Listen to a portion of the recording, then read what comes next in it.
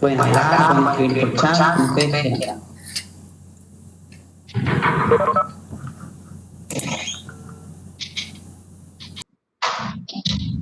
¿Alguien estudió algo? ¿Leyeron algo? Yo les digo porque después por mail me va a ser difícil aclarar dudas. Sinceramente estamos a 1000 con el trabajo, así que no voy a tener tiempo de explicarles todo. Ah, bien, acá Agustín pregunta si vamos a tomar a desarrollar. No, Agustín, en este primer parcial solamente van preguntas de opción múltiple, o sea, con una sola correcta o con varias correctas. No hay preguntas de desarrollo en la parte teórica. Bueno, profe, hola, buen día. Buen día. Una consulta. La biblioteca de hilos, que crea y destruye los hilos, intercambia mensajes y datos y mantiene el contexto. Eso Sí. digamos, el sistema operativo, ¿sabe que está o no sabe? Porque yo tenía notado que como que el sistema operativo no manejaba los hilos. Perfecto, muy bien. Esa es una implementación de hilos a nivel de ULT, que se llama User Level Thread. A ver si encuentro. Acá tengo las diapositivas como para hablar sobre algo, porque si no, queda muy en el aire. En ese caso de ULT, el sistema operativo no tiene conciencia de que se están implementando los hilos. Como no sabe, entonces la biblioteca es la que administra los hilos. Es a nivel de aplicación. Java funciona así, o Java, como ustedes les quieran llamar, ¿sí? Ahí les pongo la diapositiva. Un segundo, así nos apoyamos en la... acá está. Entonces, en el ULT, ahí deberían estar viendo la diapositiva, ¿sí? De implementación de hilos. Acá tenemos, fíjense, está, Agustina creo que preguntó, la biblioteca de hilos está en el espacio de usuario, ¿sí? Está acá arriba. Entonces, el kernel del sistema operativo no se da cuenta que se están manejando hilos. La que crea el hilo, la que lo administra, la que lo gestiona y la que planifica los hilos es esta biblioteca, esta librería. Fíjate que acá hay 3 hilos y sin embargo le pasa al sistema operativo de un hilo por vez. Eso significa que el sistema operativo no sabe, perdón, que se están implementando hilos, entonces va a poder ejecutar solo un hilo de cada proceso cuando se implementa a nivel de ULT. Porque el sistema operativo no sabe que hay 3 subprocesos o hilos, sino que solamente ve uno. ¿Cuál ejecutar? El que le mande la biblioteca. ¿Se entiende? No sé si con esto es claro tu duda o... Sí, o sea que la biblioteca está en la RAM y se mantiene siempre ahí. Exacto, sí. La biblioteca es un trozo de código que se ejecuta y pasaría ella a administrar los hilos de una aplicación. Es decir, que el manejo de hilos se hace a nivel de la aplicación. Como te digo, Java funciona así. Entonces, la ventaja que vos tenés en este tipo de implementación a nivel de usuario es que vos podés portar, que se llama el manejo de hilos, o sea, es portable a cualquier sistema operativo, independientemente si el sistema operativo entienda o no el manejo de hilos. Porque el manejo está haciendo a nivel de aplicación, a nivel de usuario, que se llama. Ok. Muy buena pregunta. Muy bien. Gracias. No, de nada.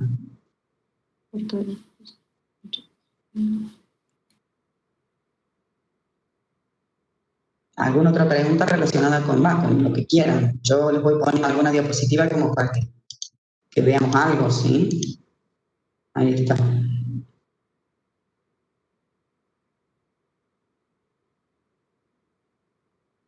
La idea de este parcial, algunas preguntas las van a sacar muy rápido, pero hay otras, la idea es que razonen ustedes un poco. Como es un parcial donde teóricamente tendría que ser la carpeta cerrada, pero no podemos garantizar eso, porque ustedes van a poder acceder a sus apuntes y demás.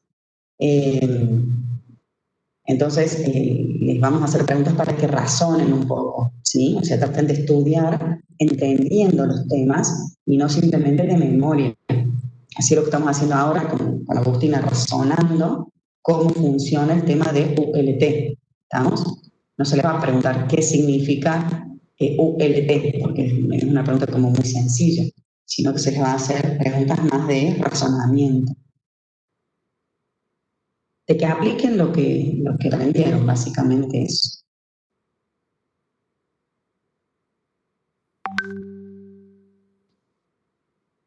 Bueno, no veo preguntas. Si no hay preguntas, yo doy clase. O sea, obviamente los temas que veamos acá no van a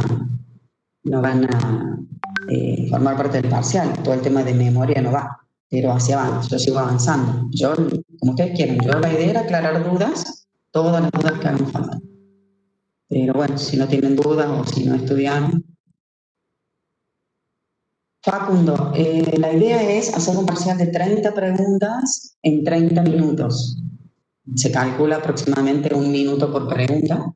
Hay preguntas que obviamente las hacen mucho más rápido y hay preguntas que les demandan un poquitín más de tiempo, entonces se compensa. Es como que en promedio me dijeron que con 1 minuto está suficiente. Yo tengo hijos universitarios y les dan 40 segundos por pregunta. Ya les tomaron 30, a mi hijo más grande 30 preguntas en 20 minutos. Así que no creo que tengan drama. ¿Qué me dice Sebastián? Este tema de hilos es justo lo último que va, ¿no? Va toda la unidad de procesos, me parece. No, no es lo último que va, Sebastián, ¿no? Está interbloqueos. No, va un montón. Esto era antes, cuando se estaba dividido en 3 parciales. Ahora que la cátedra, con el tema de la virtualidad, decidió tomar 2 parciales, entonces se dividió así, unidad 1, 2 y 3. Y la 3 va completa, Sebastián, va hasta interbloqueos inclusive. Bueno, a ver, esperen que voy a agrandar el chat porque me están poniendo ahí. Nosotros nos toman 40 preguntas en 20 minutos. Bueno, no, me parece que eso es demasiado. O sea, nosotros no vamos a hacer eso. De hecho, esperamos a tomar el parcial porque la idea es tomárselo presencial. Como vemos que no se puede, tomamos la experiencia de otros profes y nos dijeron que con 1 minuto es suficiente. Esperemos que les alcance. Yo creo que sí, porque no son preguntas muy largas. O sea, no son preguntas, ni las respuestas son largas, ni el enunciado es largo, así que no van a tener problema. Claro, Sebastián, vos tenías anotado lo que iba de contenido si se tomaban 3 parciales, hasta iros, pero como van, como te digo, 2, yo les voy a poner en otra acá, poner en autogestión las unidades que van, porque si no. Algo importante es que van a tener que tener cámara encendida, ¿sí? Se van a tener que acreditar, que se llama. Yo les voy a ir tomando asistencia y ustedes van a tener que encender la cámara, ¿vamos? Y por las dudas tengan el DNI a mano.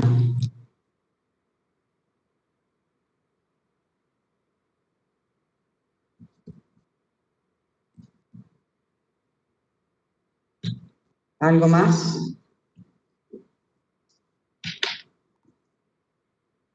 Entonces va a la unidad 1, 2 y 3 completa. Yo acá anoté poner en autogestión las unidades que van al parcial.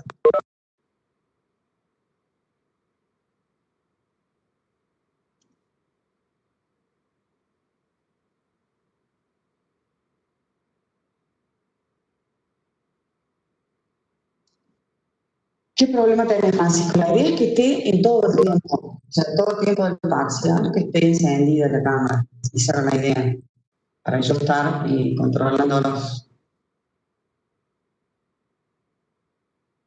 Si nos conectamos al router por cable, la conexión no se cae o puede caerse igual. Bien, si te conectas al router por cable es mucho mejor porque tenés más ancho de banda, porque es de manera alambrada y no inalámbrica, es decir, tú no estás consumiendo Wi-Fi. Si hay alguien más en tu casa que está viendo tele o usando el celular o escuchando música o viendo Netflix, no te va a perjudicar. Es mucho mejor conectarse al router por cable siempre. Yo, por ejemplo, ahora estoy conectada por cable al router. ¿Sí? ¿Qué más? ¿Qué más? Si se les llega a caer internet, se vuelven a conectar porque les queda como que el intento está sin concluir, ¿sí? Como que no terminaron el intento. Entonces, cuando ustedes se conecten de nuevo a aulas virtuales, van a decir que si quieren continuar con el intento. No sé si ya les ha pasado en otras materias, pero en principio es así. Bueno, el tema del micrófono, Micaela, no haría falta que esté, o sea, aunque esté la cámara, para mí es suficiente. Las preguntas que ustedes tengan las vamos a organizar así, vamos a tratar de hacerlas por chat, para no molestar al resto del curso. Si hay una pregunta que hay que aclararla, porque el tema de estas preguntas son aleatorias, entonces no van a tener todos los alumnos las preguntas, porque ya les aviso. Para eso estamos haciendo un montón de preguntas con los profes, para que no sea el mismo parcial a todos los alumnos, sino que a cada uno les puede salir preguntas diferentes y en orden diferente. A ver qué dice Estefana. Traten, mientras rinde el parcial, pídanle a los integrantes de su familia que no se pongan a ver películas ni nada por el estilo. Son 30 minutos, o sea, tampoco es tanto. Traten de que todo el ancho de banda de conexión a internet sea solo para ustedes, ¿sí?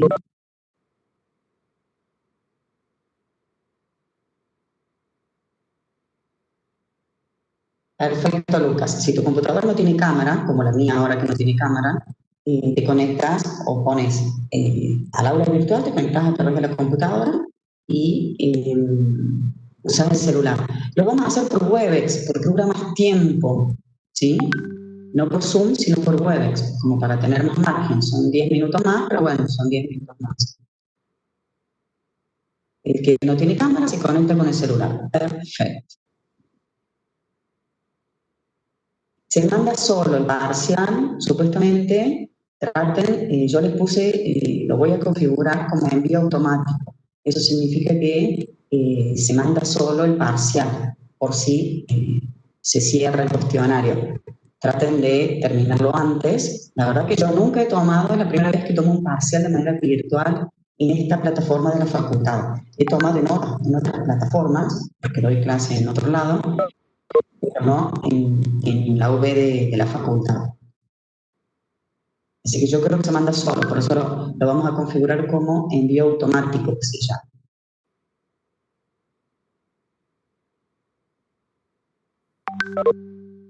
No sé, estamos tratando de hacer todo lo mejor posible, realmente estamos poniendo lo mejor de nuestra parte. Seguro que va a salir bien, sí. No es lo ideal evaluar así, pero estén tranquilos que, como te digo, yo les cuento cómo es el parcial. A mi hija, por ejemplo, hay materias que no les decían ni cómo era el parcial, sino si a desarrollar o revisión múltiple. Ustedes ya saben cómo es, entonces se pueden preparar bien, tienen que estar tranquilos, leer bien las preguntas. No son secuenciales, o sea, ustedes van a poder, no sé si se llama así la palabra, pero van a poder volver a las preguntas que ya hicieron y corregirlas si quieren, o sea, no es que van avanzando solamente como se ha tomado, por ejemplo, en otras materias. Lean bien cada pregunta y concéntrense en cada pregunta. No digan, tengo tiempo, después vuelvo a la otra, porque hasta que la vuelven a leer van a perder tiempo. Entonces, lean cada pregunta bien, traten de resolverla con conciencia y avanzan así tiempo. Bueno, ¿alguna otra pregunta? Porque estamos hablando todo el parcial y no estamos hablando de contenido, de la materia. La idea era aclarar dudas de la materia.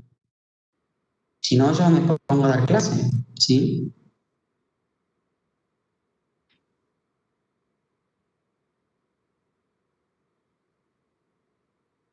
La fragmentación interna y externa, dice. La única diferencia sería que la externa se puede aprovechar el espacio libre. Sí, esa sería la diferencia, tal cual lo planteas, Luz. La fragmentación interna es lo que hay adentro. Hoy lo vamos a ver a nivel de memoria RAM. Nosotros lo estudiamos a nivel de bloque de disco. Entonces, la fragmentación interna sería el espacio libre que queda adentro de un bloque de disco. En general, si un archivo ocupa 3 bloques, el último bloque va a tener fragmentación interna, ¿sí? En cambio, la fragmentación externa, en el caso del disco rígido, sería un bloque entero que está sin usar. Entonces yo lo puedo entre 2 bloques utilizados. Entonces ese espacio se puede asignar o lo puede aprovechar otro archivo, dependiendo de la forma de implantar el sistema de archivos. Si es asignación contigua o adyacente, puede tener un tipo de fragmentación, en cambio si tengo asignación de lista ligada y un índice, otro tipo de fragmentación. Para el caso de la asignación contigua, habría que desfragmentar el disco. Se aprovecha todos esos pedacitos que quedan, todos esos bloques libres que quedan entre los archivos. Muy bien, buena pregunta. ¿Algo más? Veo que no han estudiado mucho. No sé si es que están con otros parciales, porque si no, me tendrían que haber acosado preguntas. No veo que me estén acosando. Hay dos preguntas nomás, dicen, la de hilos y esto de la fragmentación interna y externa. Claro, veo, deben estar llenos de mañana me nace. Bueno, entonces si no hay preguntas yo voy avanzando. Yo no tengo problema, era nada más para aclarar dudas. Pero si quieren, avanzamos. ¿Vamos? Todos toman parciales estas semanas. Y sí, es que todos estamos esperando, Facundo, muchas materias anuales y hasta algunas cuatrimestrales, me han dicho. Estuvieron esperando a agosto para tomar los parciales de manera presencial, porque se había dicho que se volvía a la presencialidad. Yo la verdad que me lo creí, ya había un protocolo y todo, entonces por eso es que trasladamos el parcial. Si no, hubiéramos tomado 3 parciales cuando correspondía y demás. Tenés parcial vos, David, bueno. Es así, lamentablemente es lo que hay y bueno, nos estamos adaptando todos a esta situación media extraña. Bueno, de todos modos, mientras yo voy dando clases, si alguno se acuerda de alguna pregunta o alguna duda, me la hace y aclaramos. Yo mientras voy a abrir la presentación entonces del tema de hoy.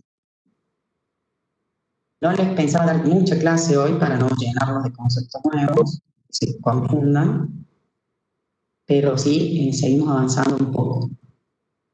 Déjenme ver. A ver.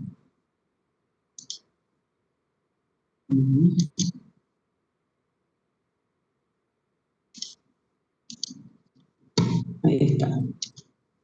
Bueno, ahí deberían estar viendo. No sé si lo están viendo bien. A ver si vuelvo a la diapositiva anterior.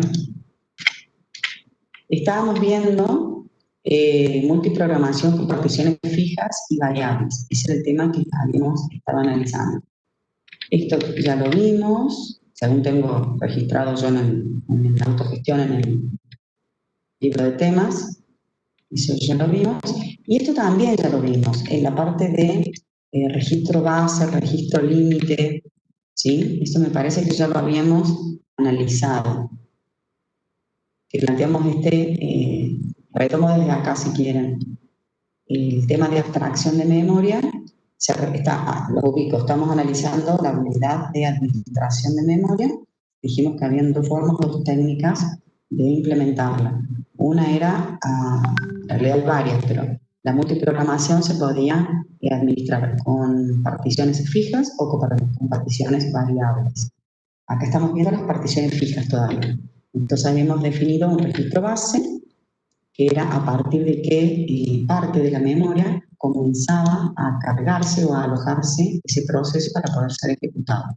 En el caso del proceso A, lo alojamos, por ejemplo, como acá dice el registro base 1000, a partir de la dirección física de memoria 1000. Como tiene un tamaño de 512 bytes, entonces llega desde el 1000 hasta el 1512. El programa B lo vamos a alojar a partir de la dirección de memoria 1700, y eso se llama registro base. Entonces va a ir desde 1700, no tiene un tamaño de 512, si lo sumamos llegamos a 2212 bytes. Este es el espacio de direcciones donde se va a poder mover el proceso A, y este es el espacio de direcciones donde se va a poder mover el proceso B. Como estamos multiprogramando, y el proceso A podría pertenecer a un usuario y el proceso B podría pertenecer a otro usuario, a mí no me gustaría que ustedes me leyeran mi parte de memoria, porque yo podría tener información confidencial o información mía, que yo no quiero que ustedes lean. Entonces el sistema operativo tiene que proteger esa información. Bueno, esto lo habíamos visto, que si queríamos leer la dirección 16, había que sumarlo al registro base, ¿se acuerdan? Había que direccionar la 1016. Esto ya lo vimos. Igual si queríamos leer la 8, la dirección absoluta 8, había que sumar el registro base, entonces llegábamos a 1708. Entonces la dirección relativa, que es lo que uno coloca en el base de direcciones, es la suma del registro base más la dirección absoluta. Justamente para que ustedes no lean mi zona de memoria, ni yo lea la zona de memoria de ustedes, lo que se hace es proteger la memoria con lo que se llama un registro límite. ¿Qué significa eso? Que se controla que el proceso solo se mueva dentro de su espacio de direcciones. Ese registro límite va a contener el tamaño del programa o la longitud del programa, en nuestro caso los 512 bytes. Eso es para que nosotros nos salgamos del rango de memoria que nosotros tenemos asignado. Por ejemplo, en el ejemplo que vimos, iban de 1000 a 1512 o de 1700 a 2212. Entonces, ¿qué hace el sistema operativo? Controla cada vez que nosotros queremos direccionar un trozo de la memoria RAM, que esa dirección relativa no supere la suma, fíjense, de el registro base más el registro límite. Si el registro base es 1000, la dirección relativa no debe superar el 1512, que sería la suma de estos dos. O en el proceso B no debería superar el valor de 2212. Si yo lo supero, ahí el sistema operativo genera un fallo y no me deja direccionar esa zona de memoria. ¿Estamos? Bueno, creo que con eso retomamos el tema que estábamos viendo la clase pasada. La idea ahora es ver entonces la multiprogramación con particiones variables. Acá se lo puse en mayúscula. ¿Qué significa eso? La idea de la multiprogramación, primero vamos a tener varios procesos o programas para ejecutar en la memoria RAM. En lugar de tener preparticionada la memoria de manera fija, como estuvimos analizando la clase pasada, la idea acá es ir dividiendo la memoria a medida que, o sea, particionando, dividiendo en trozos la memoria a medida que lo vamos necesitando. Es decir, que a medida que van llegando los procesos para ser ejecutados, el sistema operativo le va asignando un trozo de RAM en función de su tamaño. Es decir que, bueno, vamos a analizar de a poquito. Acá lo hice aparecer todo junto. Las consignas son las mismas que las particiones fijas. Se traslada desde el disco a la memoria todo el proceso completo. Se va a ejecutar un tiempo, no hasta que termine, no necesariamente hasta que termine, sino que yo lo puedo ejecutar un tiempo y después lo bajo a disco. Por eso que se implementa lo que se llama intercambio. Esto es para que nosotros lo relacionemos con cuando estuvimos viendo los planificadores. Al que leyó o estudió algo, estaba el planificador a largo plazo, mediano plazo y a corto plazo. El planificador a mediano plazo tenía la función de intercambio. Eso significa que traslada procesos desde la memoria al disco y desde el disco a la memoria. Bueno, así vamos a trabajar acá en la multiprogramación con particiones variables. Se lleva el proceso completo a la memoria, no una parte, sino completo. Se lo ejecuta y después se baja. Los procesos que están, por ejemplo, bloqueados o inactivos, se bajan a disco. Eso es para liberar memoria. ¿Se acuerdan? Como pasaban al estado suspendido. ¿Se acuerdan? Los estados suspendidos significa que se trasladaba el proceso desde la memoria RAM hacia el disco. Una aclaración, que ya lo vamos a ver graficado, cuando un proceso se vuelve a cargar a la memoria RAM, supongamos que yo lo subo a la memoria RAM, lo bajo a disco, cuando lo vuelvo a cargar en la memoria RAM, no necesariamente se tiene que alojar en el mismo trozo de RAM, sino que puede alojarse en un espacio diferente. Es como cuando ustedes van a la facultad, se sientan en un banco, en una materia. Ese banco no es de ustedes, sino que ustedes se van a otro lado, al recreo, por ejemplo, o se cambian de materia. Cuando vuelven a entrar al aula, no necesariamente se tienen que sentar en el mismo banco. A eso me refiero con que no se va a cargar en el mismo espacio de direcciones, sino que puede estar en otro espacio de direcciones diferente de ese proceso. Fíjense, acá hay un ejemplo. pusimos, vamos a suponer que acaba de arrancar la computadora, acaba de iniciar, entonces lo único que hay en memoria RAM es el sistema operativo que se llevó desde el disco. Vamos a ir ejecutando estos procesos, entonces el sistema operativo va a ir asignando memoria RAM. Vamos a suponer que primero llega el proceso A, entonces se carga en la memoria el proceso A. ¿Qué significa lo de particiones variables? Acá el sistema operativo le va a asignar a ese proceso un trozo de RAM. No está preparticionada la memoria, sino que para nada. Ahora la memoria crea una partición de manera dinámica para el proceso A. ¿En función de qué va a ser el tamaño de la partición que le va a asignar al proceso A? En función de el tamaño, ¿sí? O sea, cuánta memoria le va a asignar al proceso, el sistema operativo al proceso A, y de acuerdo a su tamaño le va a asignar un trozo de RAM. Y ese va a ser el espacio de direcciones que va a tener ese proceso mientras se ejecute. Acuérdense, tiene que estar todo cargado en la memoria RAM. Llega el proceso B, entonces, ¿qué hace el sistema operativo? Ahora crea otra partición. Es otro profesor de la cátedra que me está enviando mensajes. El proceso B, entonces llega a la memoria, el sistema operativo crea una partición para poder alojar el proceso B en ese trozo de memoria RAM. Fíjense cómo se van creando de manera dinámica las distintas particiones. Vamos a suponer que llegue también el proceso C, entonces se le asigna a creando esta partición. Ya tenemos 3 particiones creadas y tenemos todo este espacio de memoria RAM libre. Vamos a suponer que se baja a disco el proceso A, entonces va a desaparecer este proceso A de la memoria RAM. Desapareció, se bajó a disco y ahora llega un nuevo proceso, el proceso D. Vamos a suponer que llega entonces el proceso D. ¿Qué hace el sistema operativo? Y le tiene que asignar un trozo de RAM. Fíjense, no le asigna todo este espacio, sino que le asigna un espacio menor al que tenía el proceso A. ¿Por qué? Y porque es más chico este proceso. Entonces le asigna una partición más chica. Vamos a suponer ahora que vuelve a retomarse la ejecución del proceso A, entonces para poder ejecutarlo lo tenemos que llevar a RAM. ¿Qué hace el sistema operativo? Y lo aloja en RAM, pero en otra parte de la memoria RAM. Recién estaba alojado en esta zona de la memoria, en esta zona baja, por ejemplo. Ahora lo aloja en la zona alta de memoria. A eso me refería cuando dijimos recién que un proceso, cuando vuelve a estar en la memoria RAM, a trasladarse a la memoria RAM, no necesariamente tiene que estar en el mismo lugar físico, es decir, que puede ir cambiando de lugar en la memoria. Acá quedaron espacios libres, fíjense, acá hay esta partecita gris y esta partecita gris es una zona de memoria libre, un espacio libre. ¿Cómo se llama esa fragmentación? A ver, alguien que me diga en el chat. Esta zona libre, ¿qué tipo de fragmentación sería? ¿Interna, profe? No te escuché. ¿Interna dijiste? Sí. Bueno, pensemos bien, a ver, ¿qué te parece? En ese espacio de memoria, ¿yo podría alojar otro proceso que sea pequeño de tamaño o no?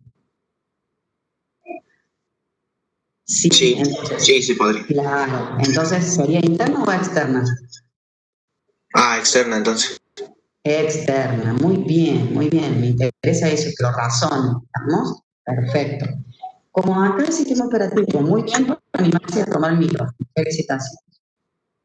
Como acá este trozo de memoria está libre, sería como una partición libre, porque acuérdense que estamos dentro del tema de particiones variables. Entonces, muy bien por los que respondieron que era fragmentación externa, ¿estamos? Bueno, hubo ahí una interna, pero quiero que vean bien la diferencia. En este caso, este espacio libre es una fragmentación externa. Sería como una partición pequeña que está libre para alojar a un proceso pequeño. Una pregunta. ¿Qué pasa si esta partición tiene, por ejemplo, un tamaño de 100? Para hacerlo sencillo, esta partición tiene un tamaño de 200, ¿sí? Acá pregunta Tomás si puede darse la fragmentación interna con las particiones variables. Teóricamente, trata de minimizarse, Tomás. No se puede garantizar que no exista fragmentación interna. ¿Sabes por qué? Porque cuando el sistema operativo le asigna un trozo al proceso A, tiene que asignarle un espacio de memoria y a veces puede asignarle no solo el tamaño exacto del proceso, sino un poquito más. ¿Por qué? Porque hay procesos que crecen en tiempo de ejecución, que se llama. Entonces, si el proceso crece en tiempo de ejecución, va a necesitar mayor espacio que el que se había asignado.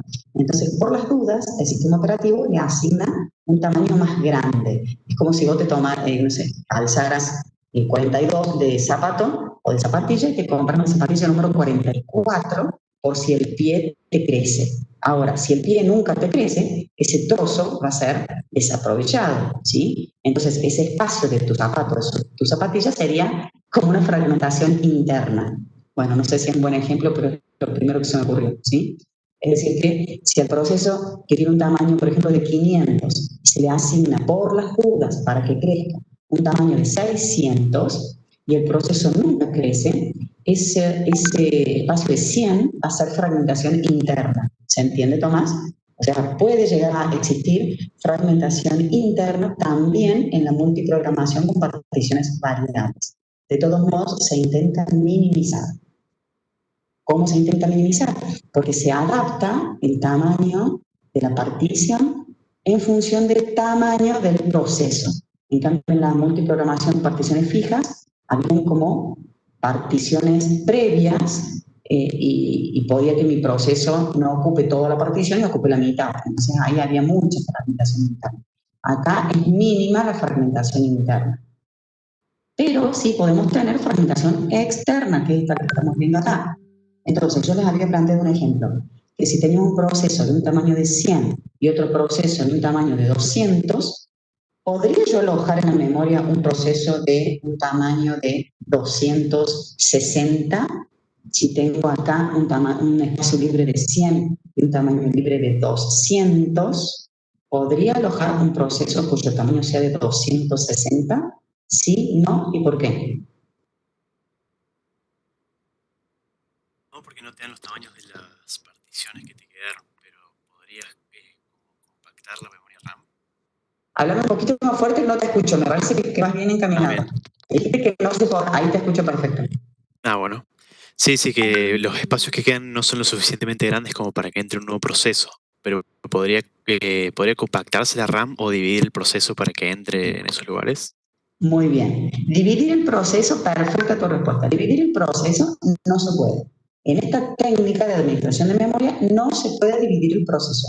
Tiene que estar alojado de manera contigua en memoria RAM, todo junto, ¿sí? Todo entero y de manera contigua, o sea, adyacente.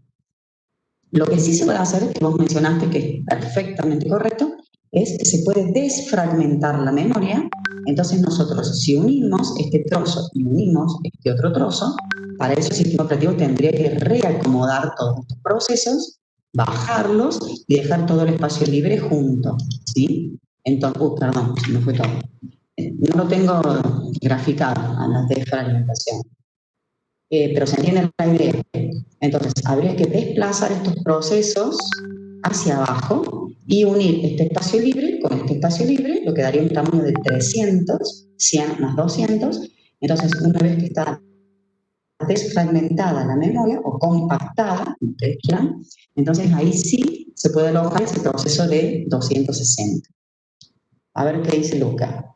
¿Qué pasa si el proceso C necesita más memoria? ¿También se desfragmentaría la memoria? Bien, muy buena pregunta.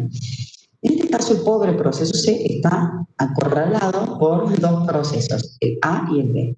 En caso de que llegara a tener la necesidad de crecer, no va a poder crecer. Para poder crecer, el sistema operativo lo va a tener que trasladar a otra zona de memoria donde tenga mayor espacio.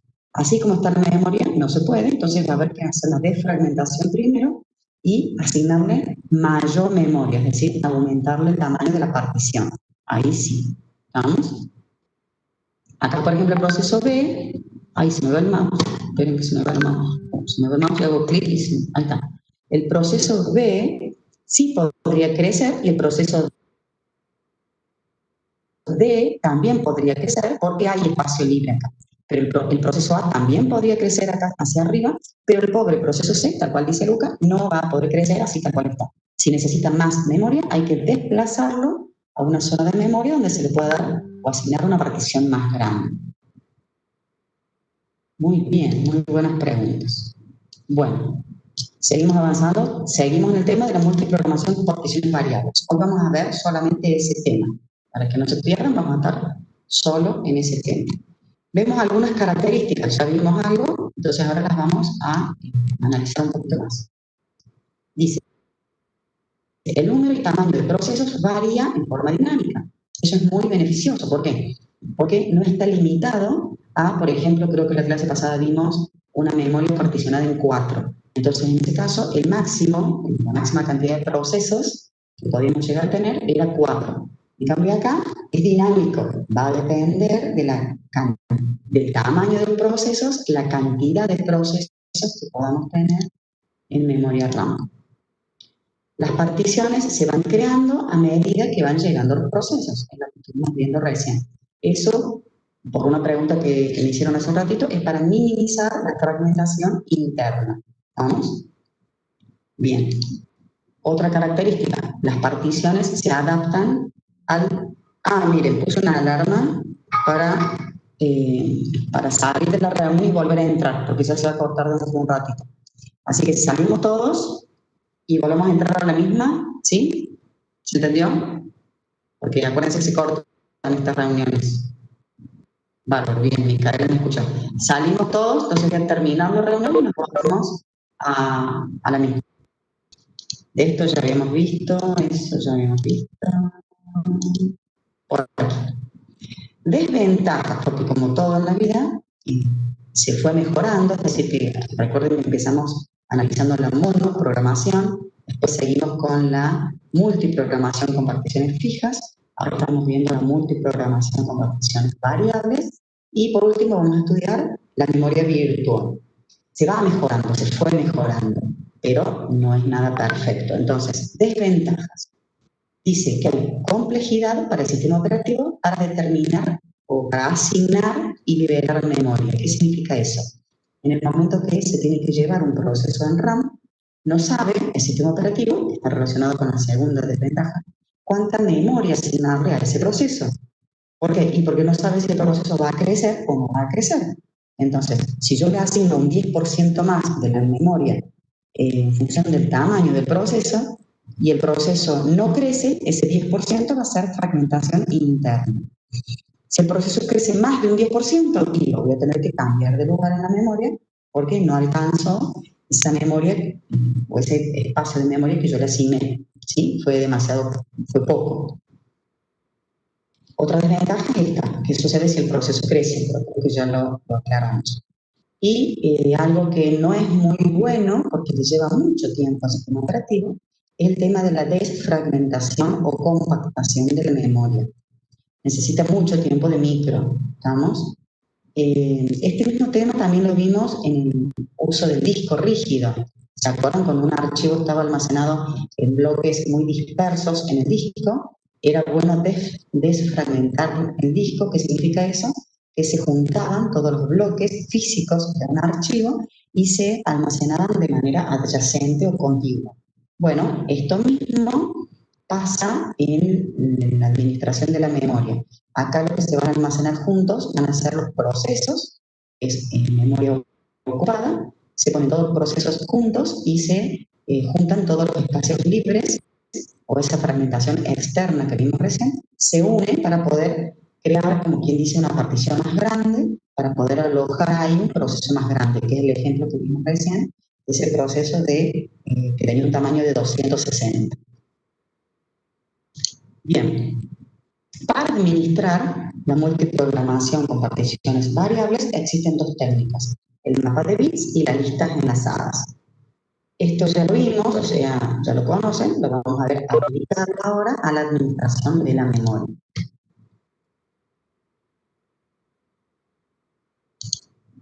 Apague el micrófono, sin querer.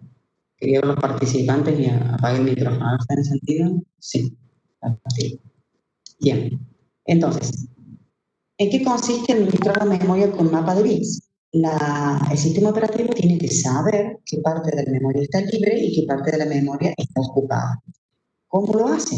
A través de un mapa de bits.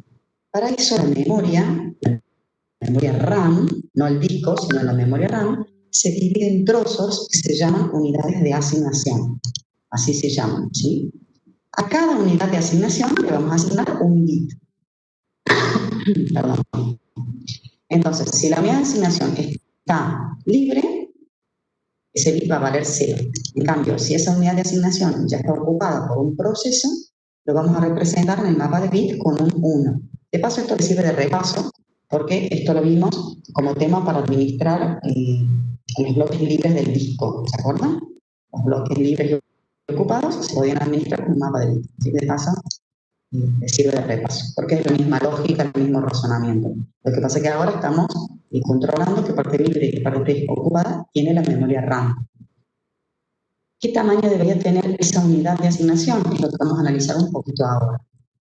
¿Cómo influye ese tamaño de la unidad de asignación en la fragmentación? Lo vamos a ver ahora. Si la unidad de asignación es pequeña, es decir, que si yo divido la memoria en trozos pequeños, en unidades de asignación chicas, vamos a tener un mapa de bit más grande, ¿estamos? En cambio, si divido la memoria en unidades de asignación grandes, mi mapa de bit va a ser pequeño, porque voy a tener menos unidades de asignación. Entonces, ¿de qué va a depender el tamaño del mapa de bit? Va a depender del tamaño de la unidad de asignación y de la cantidad de memoria que nosotros tengamos, ¿sí? La cantidad de memoria RAM que nosotros tengamos. ¿Cómo se asigna memoria mediante el uso de bits? ¿O cómo se registra la liberación de memoria cuando un proceso finaliza su ejecución? Eso es lo que vamos a ver ahora. Acá les puse un gráfico, es tomado del libro, ¿sí? Esta imagen está tomada del libro. Acá tenemos un trozo de memoria RAM, vamos a interpretar que esto es un trozo de memoria RAM graficado de manera lineal, de manera horizontal. Cada uno de estos cuadraditos, de esas rayitas pequeñas que hay ahí, son unidades de asignación. Entonces, ¿cómo se interpreta esto? Acá tenemos un proceso, el proceso A, que está formado por 1, 2, 3, 4, 5 unidades de asignación. Esto hay un espacio libre de memoria, que son 1, 2, 3 unidades de asignación. Acá hay un proceso, el proceso B, que está formado por, X cantidad de unidades de asignación. El proceso C está formado por 4 unidades de asignación, un espacio libre, un proceso, un espacio libre y así sucesivamente. Estos números que aparecen acá es una forma de numerar las unidades de asignación. Este es el número 8, 7, 6, 5, 4, 3, 2, 1, 0. Es decir que comienzan a numerarse a partir de la unidad de asignación número 0. Fíjense, acá está el mapa de bit de este trozo de memoria RAM. Entonces, cada pedacito de estos son unidades de asignación. Cada trozo está representado por un bit en el mapa. Como acá hay alojado un proceso que ocupa 5 unidades de asignación, acá hay 5 números unos, 5 bits, ¿sí? Encendidos. ¿Por qué? Y porque este es el mapa de bit que tiene que representar de alguna manera este trozo de memoria RAM. Entonces tenemos 5 bits en 1 consecutivos. Acá, como hay un espacio libre de 3 unidades de asignación, como cada una está representada por un 0, hay 3 ceros consecutivos. Acá van a haber muchos unos consecutivos. ¿Cuántos? Y acá tenemos 4, a ver, 5, 6, 7, 8, 9, 10 unos tendrían que haber. 1, 2, 3, 4, 5, 6, 7, 8, 9, 10. Perfecto. Después vienen 2 ceros. Estos 2 ceros están representando este espacio libre de 2 unidades de asignación. Bueno, y así sucesivamente. Espero que se haya entendido. Después vienen estos unos que hacen referencia al proceso D y al proceso E. Estos 3 últimos ceros hacen referencia a este espacio libre de este trozo de memoria.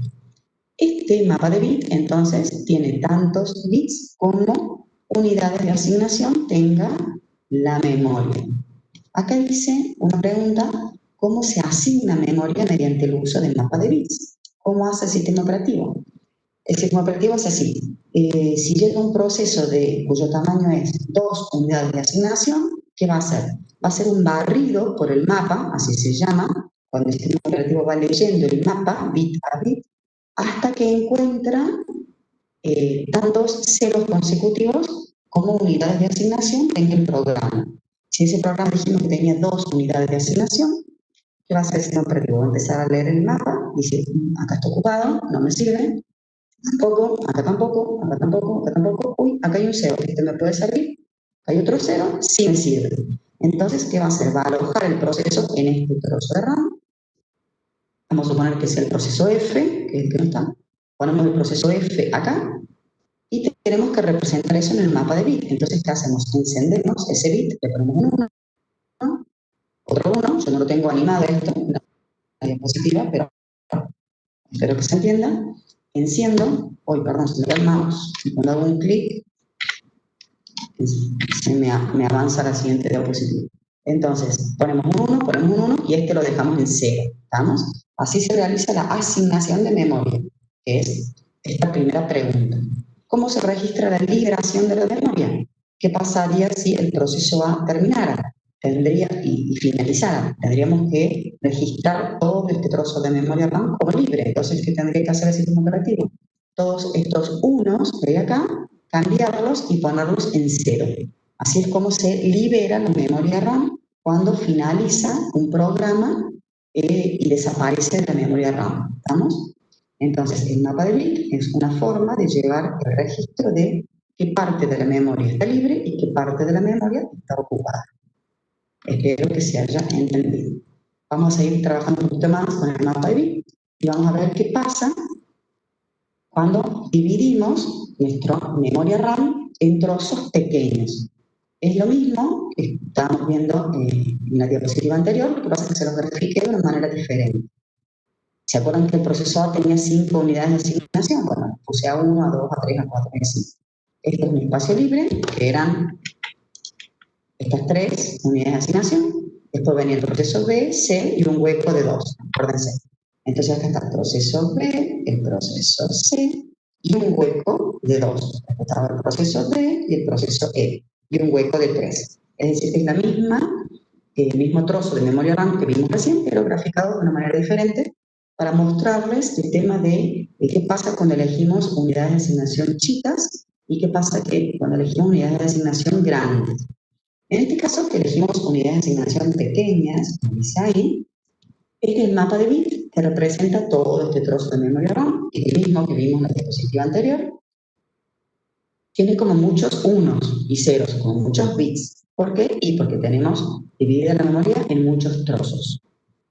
¿Qué ventaja tiene dividir la memoria en trozos pequeños? Que, fíjense, este espacio libre que hay en el proceso C, en la última unidad de asignación del proceso C, ¿qué tipo de fragmentación es? A ver, ¿alguien me puede decir cómo se llama este tipo de fragmentación en esta unidad de asignación del proceso C?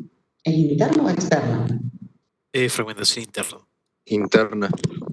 Muy bien, perfecto, muy bien. No me gustó ahí ese signo de pregunta que puso uno de ustedes que se me fue el chat. Con seguridad, es fragmentación interna. Muy bien, lo tienen perfecto. Cuando uno elige unidades de asignación pequeñas, la fragmentación interna es pequeña, ¿sí? Entonces, se aprovecha mejor el espacio de la memoria RAM, es más chica, perfecto. ¿Qué pasa con el mapa de bit? Y es más grande. Esa es la desventaja que tendríamos. El mapa de bit es más grande. Entonces, bueno, perdón, me había olvidado que tenía una pregunta. ¿Qué tipo de fragmentación se presenta? Ya lo respondimos. ¿Está? Fragmentación interna. Muy bien. Ahora vamos a ver otro ejemplo, que es el mismo. Acá Joaquín quiere compartir algo, anotar algo. ¿Es cierto, Joaquín, o fue sin querer? No, profe, fue sin querer. Perfecto. Entonces lo rechazo muy bien. Cuidado que me estás cliqueando de nuevo, me lo volviste a pedir, no sé qué estás haciendo clic. En el ejemplo 2 vamos a dividir la memoria en trozos más grandes. Entonces, el proceso A, en lugar de ocupar 5 unidades de asignación, ocupa 2, por ejemplo. Se hace más chico todo. ¿Qué pasó ahora? Nuestro mapa de bit, fíjense, acá hay preguntas. ¿Cuántas unidades de asignación ocupa ahora el proceso B? Y antes ocupaba como 6, ahora ocupa 3, ¿vamos? Ocupa menos. Pero ¿qué pasa con este espacio libre? Es más grande, entonces tenemos mayor fragmentación interna. Es el mismo análisis que hicimos cuando estudiamos el aprovechamiento del uso de disco rígido, ¿se acuerdan? ¿Qué pasaba si teníamos bloques de disco grande o bloques de discos pequeños? Es exactamente el mismo razonamiento. Así que de paso, le sirve como repaso. Si dividimos la memoria en trozos o en unidades de asignación grandes,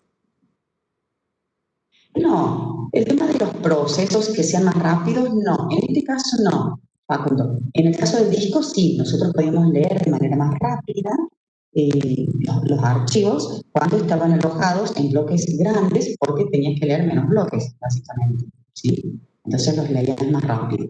En el caso del uso de la memoria, no es que se puedan ejecutar más rápido, ¿ah? Porque la velocidad de ejecución te la va a dar el microprocesador en ese sentido. Entonces, tenemos gran fragmentación interna. ¿Qué va a pasar con el mapa de bit? Fíjense, ¿es más grande o más chico nuestro mapa de bit? Si yo divido en unidades más grandes. ¿Cuántos bits tiene mi mapa? ¿O es más grande o más chico mi mapa? Muy bien, Lucas, es más chico, es más pequeño, tengo menos bits. Un detalle del mapa de bit, igual que lo vimos antes, tiene que estar todo cargado en la memoria RAM. Esa es la desventaja del mapa de bit, que tiene que estar almacenado completo en la memoria RAM. Claro, muy bien, Agustín. Al ser más chico, mi mapa de bit ocupa menos espacio en RAM. Perfecto. Acá mi mapa de bit tiene poquísimos bits, porque obviamente esto lo tuve que hacer en PowerPoint y llevaba mucho trabajo hacer una memoria real. Obviamente la cantidad el tamaño del mapa de bit en la realidad es muchísimo más grande, ¿vamos? Para que tengan una idea, una unidad de asignación de memoria puede tener 32 bits, ¿sí? O 4 palabras. Entonces, fíjense la cantidad o el tamaño del mapa de bit, inmenso. Bueno, espero que se haya entendido, sigamos avanzando. Vamos a ver ahora cómo se administra la memoria de multiprogramación con particiones variables mediante listas enlazadas. Ya dejamos el mapa de bit y vemos las listas enlazadas. Voy a apurar un poquito porque si no, no voy a terminar el tema. El registro del uso de la memoria, entonces, lo llevamos mediante una lista enlazada y cada trozo de la memoria RAM puede representar un proceso o puede representar un espacio libre. A ese espacio libre le vamos a llamar hueco. Entonces, mi lista enlazada va a estar formada por segmentos. Cada uno de esos segmentos que está graficado acá va a estar dividido en 4 campos. En un campo se va a representar si hay un proceso o un hueco, es decir, un espacio ocupado o un espacio libre. El otro trozo o el otro campo del segmento me va a decir en qué unidad de asignación empieza ese proceso. Por ejemplo, acá empieza en la unidad 15 y este tercer campo me dice cuántas unidades de asignación ocupa ese proceso. En este caso, 4. El proceso ocupa 4 unidades de asignación. Y el último campo del segmento me indica un puntero al siguiente segmento, porque acuérdense que estamos viendo listas enlazadas. Vemos un ejemplo, esto lo tomé también del libro, el mismo caso que vimos recién. Ahora vamos a ignorar esta parte del mapa de bit y vamos a analizar esta parte que son las listas enlazadas. Fíjense, ¿cómo se representa este trozo de RAM mediante una lista enlazada? Este proceso va a estar representado por un segmento en la lista, entonces como es un espacio ocupado le pongo una P, porque hay un proceso. Dijimos que iniciaba en la unidad de asignación número 0, por eso está acá el 0. Toma atención que esto a veces no es fácil de entender, entonces presten atención ahora un poquito. El proceso A está representado en este segmento. A ver, alguien que me diga rápido cuántos segmentos va a ocupar mi lista enlazada para poder representar todo este trozo. ¿Cuántos segmentos va a ocupar mi lista?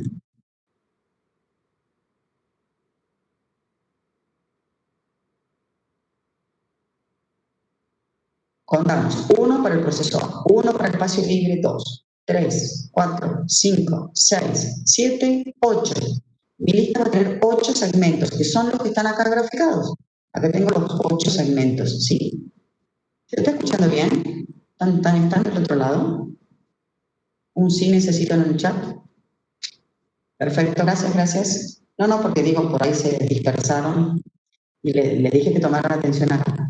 Pasamos a este segundo segmento de la lista, va a representar este espacio libre. Este espacio libre es un hueco, por eso se representa con una H. Comienza en la unidad de asignación número 5, 0, 1, 2, 3, 4, 5, y tiene un tamaño de 3, por eso es que acá dice 3. Un puntero al siguiente segmento. Este segmento representa el proceso B. B empieza en la unidad de asignación 8, acá, tiene 6 unidades de asignación de tamaño. 1, 2, 3, 4, 5, 6. A continuación hay otro segmento. Cuidado que acá está ocupada todo este sector de la memoria, sin embargo hay 2 segmentos separados. Uno para el proceso B y otro para el proceso C. ¿Sí? Hay que representarlo así. ¿Por qué? Y porque un proceso puede terminar antes que el otro.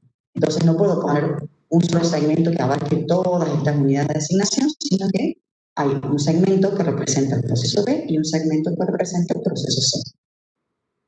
C empieza en una asignación 14 y tiene un tamaño de 4. Entonces empieza en el 14 con un tamaño de 4. Seguimos con la lista acá, un puntero al siguiente segmento. Es un espacio libre, de un tamaño de 2, que está en la unidad de asignación 18, si esta es la 16, 17, 18, y tiene un tamaño de 2. Después viene D, que empieza en la unidad de asignación 20, tiene un tamaño de 6. Viene E, que empieza en la unidad de asignación 26, tiene un tamaño de 3. Y por último tenemos un espacio libre, que es una H, que empieza en la unidad de asignación 29, que tiene un tamaño de 3. Y ahí hay un hermoso X, que significa un fin de lista. O sea, no hay, porque en este caso estamos representando solo este trozo de memoria RAM. Esta X sería un puntero al siguiente segmento, ¿sí? En caso, acá como no hay más segmentos, por eso se le pone un final, una X. Bueno, espero que se haya entendido cómo se representa entonces una lista enlazada, un trozo de memoria mediante listas enlazadas de segmentos. Vamos a ver cómo se libera la memoria. ¿Qué pasa cuando termina un proceso? Podemos tener 4 combinaciones diferentes, que son las que están acá, cuando termina un proceso. Vamos a suponer que termine el proceso X, que está acá en el medio, y pueden darse estas combinaciones. Cuando un proceso termina, puede estar rodeado de 2 procesos en la memoria RAM. Podemos tener un proceso y un espacio libre y un proceso, o 2 espacios libres, ¿sí? Cuando termina X, ¿qué va a pasar? En este ejemplo, este caso en particular, estaban representados por 3 segmentos. Un segmento para el proceso A, otro para X y otro para B. Cuando termina X, mi lista va a quedar igual en cuanto a cantidad de segmentos, van a ser los mismos. La única diferencia es que el segmento donde tenía representado X, lo único que vamos a tener que hacer es cambiar la letra P por una H. Simplemente eso, cambiamos la P por la H. ¿Por qué? Y porque ahora pasa a ser un espacio libre. En cambio, fíjense acá qué pasa cuando tenemos un proceso que termina y tiene al lado un espacio libre.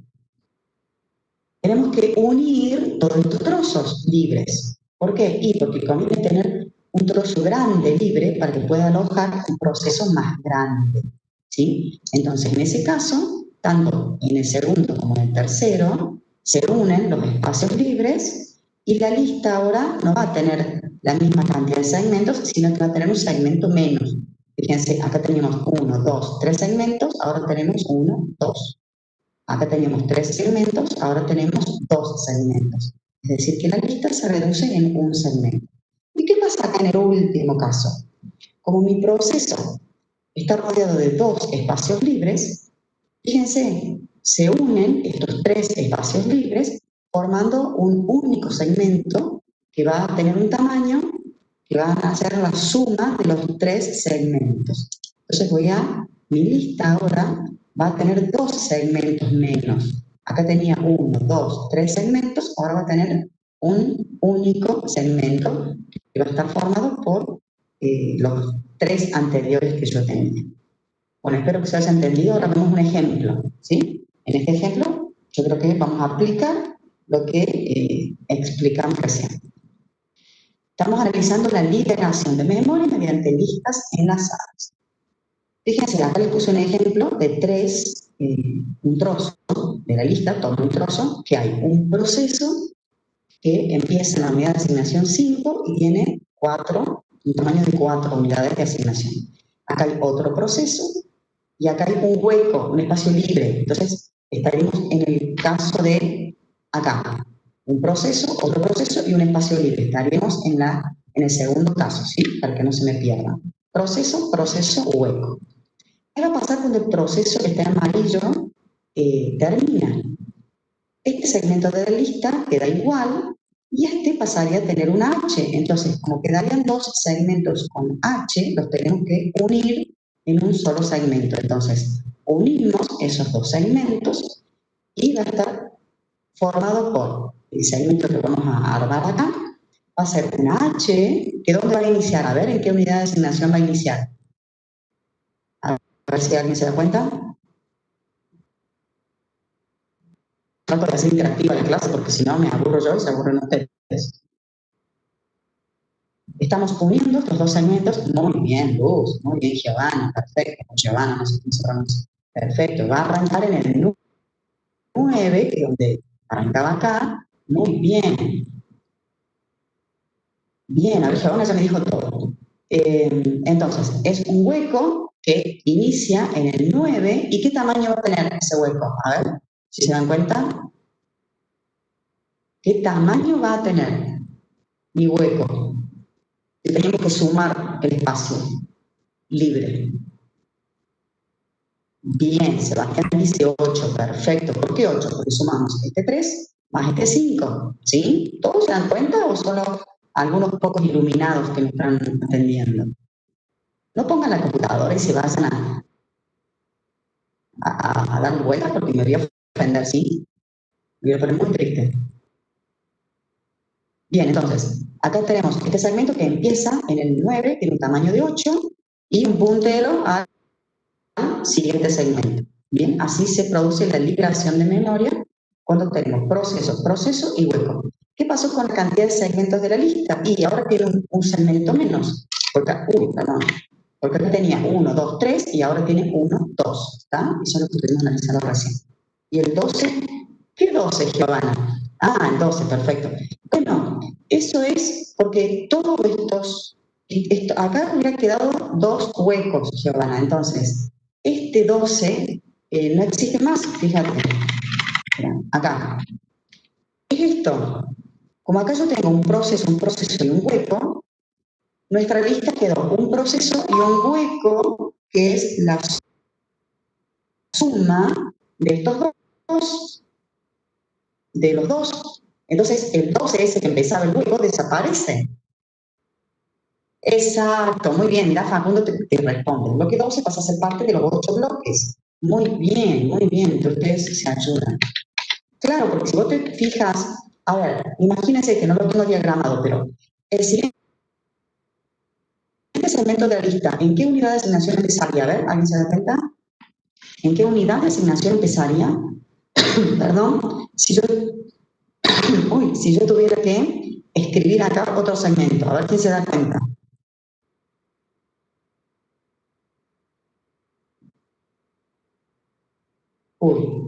Muy bien, Facundo está muy atento. Se suman 9 más 8, 17, empezaría en el 17. Fíjense, acá van a ver. Este proceso que empieza en el 5 tiene un tamaño de 4, entonces el proceso que sigue, la suma 5 más 4, 9. Este proceso que empieza en el 9 tiene un tamaño de 3, 9 más 3, 12. 12 más 5, 17, que es el 17 que dice Facundo, que sería la unidad de asignación donde empezaría el siguiente proceso. Y si no, vuelvo, y acá lo vemos. 0 más 5, 5. 5 más 3, 8. 8 más 6, 14. 14 más 4, 18. 18 más 2, 20. 20 más 6, 26. ¿Se entiende? Yo no lo expliqué porque, bueno, pensé que se entendía, pero ¿lo entienden ahora? Bien, Laura, perfecto. Bueno. Pasamos a otro ejemplo. Vamos a plantear, fíjense, lo último, cuando yo tengo un hueco, un proceso y un hueco, que se unen todos estos espacios libres, ¿sí? Eso es lo que vamos a ver ahora. Ahí vamos. Es un ejemplo 2, por eso les puse ejemplo 2. Tenemos un hueco, un espacio libre, un proceso y otro espacio libre. Vamos a suponer que finaliza el proceso del medio. Entonces, ¿qué va a pasar? Van a quedar 3 espacios libres, en el caso de que este proceso finalice, sería H, H y H. De estos 3 segmentos se van a reducir y se va a formar un solo gran segmento. A ver, alguien que me diga dónde va a empezar ese segmento, ese hueco, ese espacio libre, ¿en qué unidad de asignación? Bien, Nicolás. Bien, Laura. Bien, Gonzalo. Muy bien. Bien, Luz. Perfecto. Va a empezar en el 5, que es donde arranca este primer hueco. Muy bien. ¿Qué tamaño va a tener? A ver. Bueno, ahí Nicolás ya se jugó. Yo voy a sumar porque no me acuerdo. Tenemos que sumar 4 más 3, 7, más 5, 12. Muy bien, perfecto, nos correspondieron 12. Entonces, el tamaño de ese hueco va a ser la suma de los tamaños de los 3 huecos, que es de 5 más 3 más el 4. Eso me da un total de 12. Y el último campo de segmento es un puntero hacia el siguiente segmento. Bueno, bárbaro. ¿Se entendió hasta acá? Así se maneja la liberación de la memoria, entonces, cuando se utilizan listas enlazadas. Vamos a ver la asignación de memoria, así ya terminamos el tema. Y no me queda como cortado. La última, si no llegamos a terminar, me quedan 8 minutitos, así que a lo mejor sí. ¿Qué significa asignar memoria? Que cada vez que llega un proceso, el sistema operativo tiene que buscar en la lista algún hueco en el cual quepa el proceso, ¿sí? Para eso hay 5 algoritmos. Estos son los algoritmos. Se llaman primer ajuste, siguiente ajuste, mejor, peor y ajuste rápido. Vamos a analizar cada uno de ellos. Vamos a ver el primero. El primer ajuste, ¿se entiende lo que vamos a ver ahora entonces? Vamos a, en lugar de liberar memoria, llega un proceso a la memoria RAM, entonces tenemos que alojarlo, buscarle algún hueco en el cual quepa ese proceso.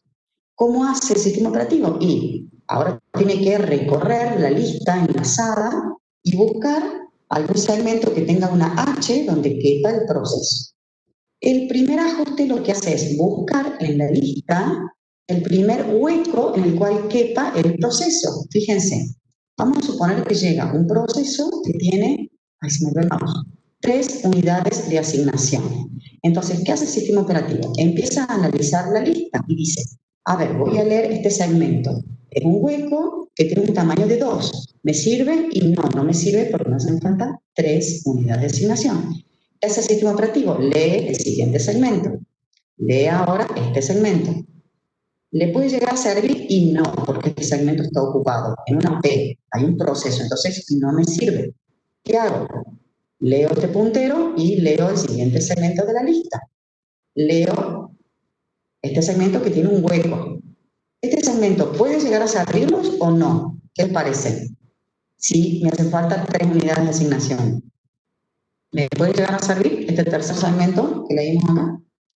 Sí, muy bien, perfecto. Sí me sirve, porque tiene un tamaño de 5. En realidad a mí solo me hacen falta 3, pero tiene un tamaño de 5. Entonces, ¿qué hace el sistema operativo? Se detiene ahí y el algoritmo del primer ajuste apenas encuentra un hueco en el cual quepa el proceso, ahí lo aloja directamente.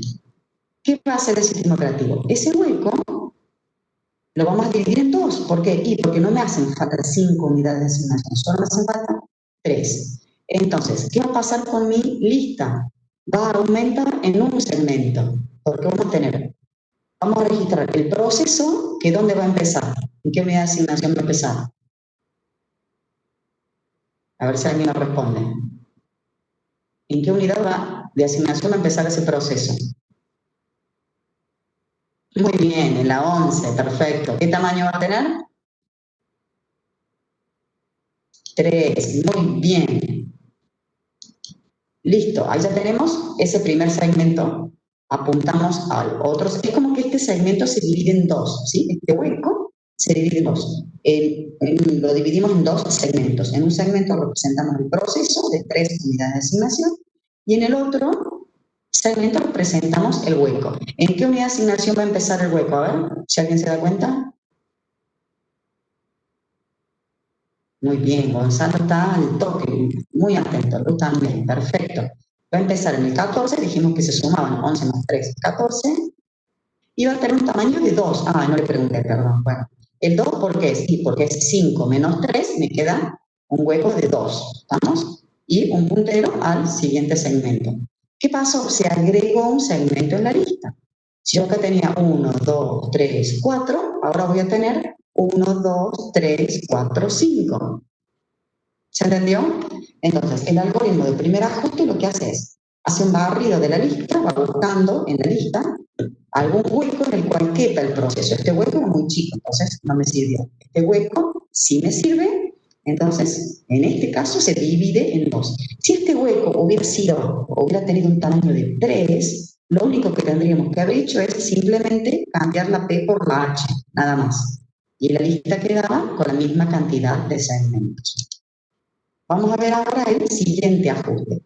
El siguiente ajuste es muy parecido al primer ajuste. La única diferencia es que el primer ajuste, cada vez que llega un proceso, el primer ajuste, busca desde el principio de la lista, o sea, vuelve al inicio de la lista a hacer la búsqueda.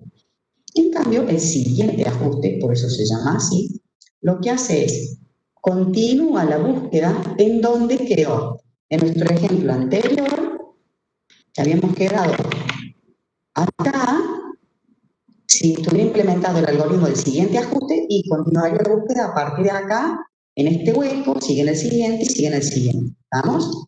Esa es la diferencia entre el algoritmo del primer ajuste y del siguiente ajuste. La lógica es la misma, busca en la lista el primer hueco en el cual queda el proceso, ahí lo aloja. El algoritmo de mejor ajuste, ya es más sofisticado, lo que hace es busca en toda la lista, en toda la lista el espacio libre o el hueco más pequeño en el cual quepa el proceso. Eso es lo que hace el mejor ajuste. Busca el hueco más chico, el espacio más chico en el cual quepa el proceso. La idea de este algoritmo era aprovechar mejor la memoria. El problema que tiene es que queda como muy fragmentada la memoria, porque van a quedar muchos trocitos chiquititos de una unidad de asignación que no van a servir para nada, ¿sí? Entonces no es muy bueno este algoritmo. Entonces dijeron, bueno, busquemos otro algoritmo, lo opuesto al mejor ajuste, que ¿cuál es? El peor ajuste. El peor ajuste, ¿qué hace? Busca en toda la lista el hueco más grande en el cual quepa el proceso. ¿Cuál es la idea de buscar un hueco más grande? Para que cuando se divide en dos, vieron que recién dividimos un hueco en dos, en un trocito de 3 y un trozo de 2, en este caso el espacio libre que queda es grande para poder albergar mejor a otro proceso más grande. Esa es la filosofía del algoritmo de peor ajuste. Entonces buscar el hueco más grande, así el trozo que a mí me queda libre es lo suficientemente grande para alojar otro proceso. Y por último está el ajuste rápido, que, fíjense, todos los otros métodos, los 4 de arriba, leen toda la lista. No tiene sentido leer de la lista los segmentos que tengan P. A ver, esperen si puedo volver rápidamente. Bueno, no tiene sentido acá leer este segmento si tiene una P, porque no me sirve. No tiene sentido que yo lea de la lista este segmento porque tiene una P. Sería mucho más útil leer solamente los segmentos que tienen huecos. Leer este, ¿sí? Entonces, la idea del último algoritmo, que es el ajuste rápido, el objetivo es organizar los huecos, clasificarlos y, a ver, esperen que voy a salir para llegar más rápido, si no, no llegamos más. Ahí está. por las animaciones. El ajuste rápido, la idea es hacer una lista ordenada de los huecos de acuerdo al tamaño. Entonces vamos a tener huecos, por ejemplo, una lista de huecos pequeños hasta 4 unidades de asignación, otra lista con huecos hasta 8 unidades de asignación, lista con huecos hasta 16 unidades de asignación. Entonces tengo ordenada en varias listas los espacios libres. ¿Eso qué hace? Que cada vez que a mí me haga falta un espacio en RAM, el sistema operativo encuentre de la manera más rápida posible, por eso se llama, ajuste rápido, porque encuentra rapidísimo un espacio libre para alojar ese proceso. Este es el mejor algoritmo porque logra asignarle memoria de la manera más rápida. El único problema es que es lento para reacomodar cada vez que finaliza un proceso. ¿Por qué? Porque si un proceso termina y pasa esto que estuvimos viendo recién, que podía estar frente acá, rodeado de huecos, yo tenía este hueco organizado en una lista de un hueco de tamaños de 4, por ejemplo. Pero cuando termina el proceso, ese hueco dejó de ser de 4 y pasó a ser de 8, por ejemplo. Entonces lo tengo que sacar de la lista de huecos de 4 y pasarlo a una lista de huecos de 8. No sé si se entiende la idea. Es decir, que es rápida la asignación de la memoria, pero es muy lenta la liberación de la memoria.